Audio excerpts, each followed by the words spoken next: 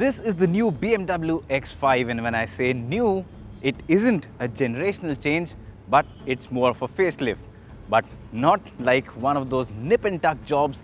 This is an extensively facelifted model. So it has changes to the design, to the powertrain, to the interior, and gets a lot of new features. So what is the new BMW X5 about, and how is it different from other SUVs in its segment, and how much money you'll have to pay to get it to your home?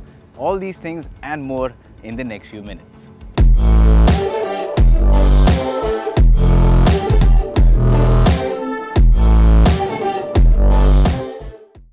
Now let's start off with the design. The X5 has traditionally been a brute and a muscular SUV, and with this update it has just got a little bit more sharper. You can see the update is clearly aimed at giving it a more aggressive look, and that's the reason why you see so many sharp creases and a very busy design up front.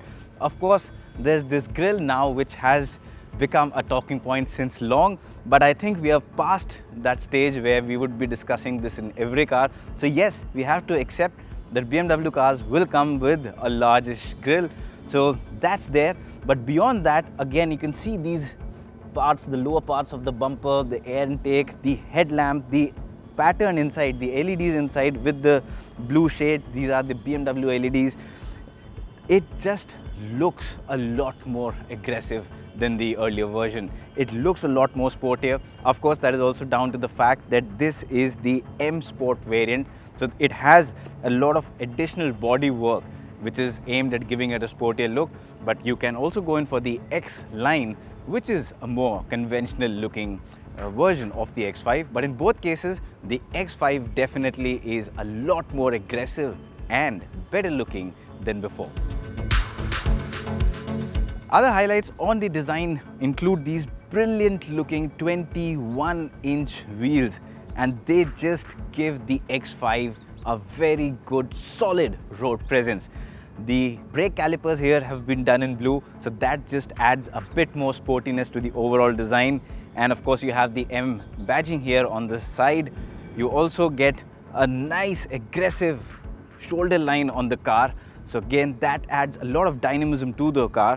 And once you move to the back, you will be greeted to these very sleek looking tail lamps. They look very good in the night. And then you also have this split tailgate, which we now have known to be part of the X5's design. But overall, yes, like I said, it is a lot better looking than the earlier version. And in this segment, in the segment that the X5 operates in, I would say it is presently the best looking vehicle, or probably the sportiest looking SUV. Step inside the cabin of the X5 and you realize it's not just a premium interior, but it's a dazzling cabin to be in. It just looks fantastic, and with the new updates, it is just amazing. Of course, one of the cool things I like is this pattern that they've given here in the dashboard. Looks very cool. The complete dashboard itself again looks premium and also feels premium to touch. The wood that they've used here is top quality and gives the car a very good look. Then you have the curved display that we are now increasingly seeing in new BMW cars, and this again is a fantastic looking unit. It just elevates the entire premium experience of the cabin. So that is a very good thing. And of course, the display itself, these screens are slick in terms of operation. The touch response is amazingly quick. The display quality is super sharp, and even under direct sunlight, you'll have no problem seeing the displays. The entire instrument cluster is a fully digital unit and gives you all sorts of information that you will need from the vehicle. You get this nice round steering wheel because this is an M Sport variant, so you get the M badging here. You have paddle shifters, and you have these very nice looking shift selector. It looks nice, but I'm not very sure of how convenient it is. I mean, not convenient exactly, but yeah, I think probably the old selector, the drive selector, the gear shift type, that was better. But again, I think this is what the consumers want. It just adds a little bit more bling to the cabin. You also have these very different looking controls for the AC vents, and well, these look very different and they look pretty good. They've got a nice metallic finish. In terms of usage, I'm not a big fan personally because I really can't see and judge where the vents are turning and to what extent, but it'll take some time getting used to it. But yeah, I mean, it's not a big deal. You have this massive panoramic sunroof here, and add to it these very good seats. Again, the entire cabin draped in rich leather, and what you get is a cabin that looks great and feels very expensive and good. Now let's talk about the rear seat of this X5. And well, in terms of space, it's a massive vehicle in terms of exterior size, and inside the cabin you again get a lot of space. With this driving seat adjusted to my driving preference, I'm 5 feet 8 inches for reference. I have a lot of knee room to spare. I can easily slide my legs under the driver's seat, and the seat itself is very nice. The cushioning is brilliant, very comfortable seats, good amount of under thigh support. You also have this very good cushion armrest here, again adjustable head support, and the overall seating is such that you can be in this place for hours. So if you're going to be here for long drives, 7-8 hours, no problem at all.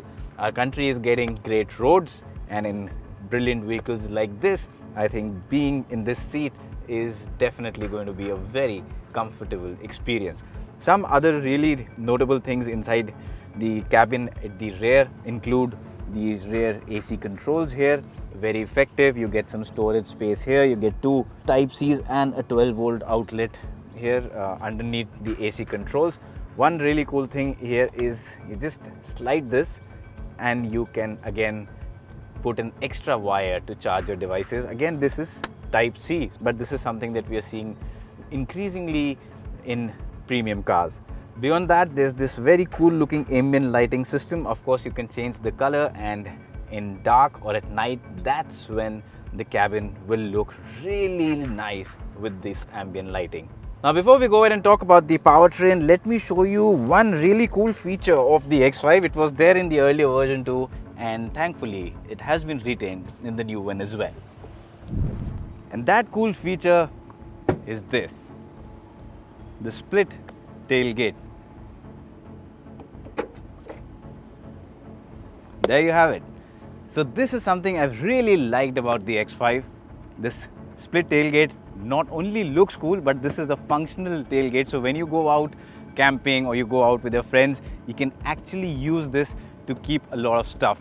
So yeah, I'm sure some of you might be getting other ideas, but for that I can only say that please don't drink and drive. It's not a safe practice. One other really cool thing is that you can use this button here, and just by using this button I can lower or increase the height of the vehicle.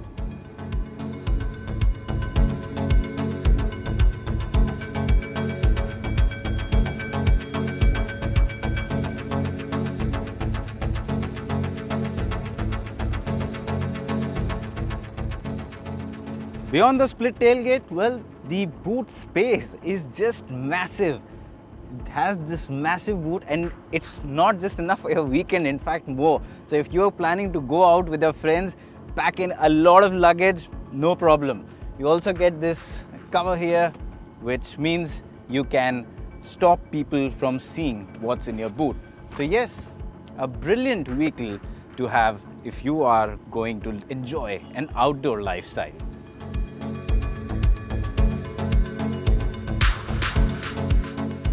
Now, one of the most important buying factors for any BMW customer is the driving performance, and with the X5, in fact the new X5, it just gets better because the engines are now more powerful than the earlier versions. The petrol motor is a 3-litre 6-cylinder engine, and it now develops 381 horsepower. The 3-litre 6-cylinder diesel engine develops 281 horsepower. Both of them made it to an 8-speed gearbox, and they get mild hybrid technology, which means not only are they more powerful now, but they are more efficient than ever as well. So So that's about the engine in terms of numbers. How is it in terms of performance? Well, that's a question we'll answer another day and very soon when we take this out for a detailed road test.